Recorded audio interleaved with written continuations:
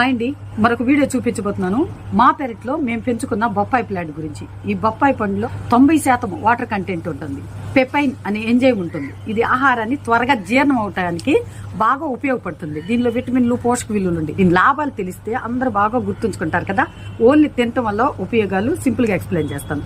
Sugar వాళ్ళకి ముఖ్యంగా per డేకి 100 grams ముక్కలు తీసుకోవటం వల్ల షుగర్ కంట్రోల్ ఉంటుంది, మలబద్ధకాన్ని నివారిస్తుంది, బ్లడ్ తక్కువ ఉన్న వారికి మంచి ఉపయోగం, బీపీ ఉన్న వారికి రక్తంలో కొలెస్ట్రాల్ తగ్గిస్తుంది, కంటి చూపుకి దివ్య ఔషధం అన్నమాట.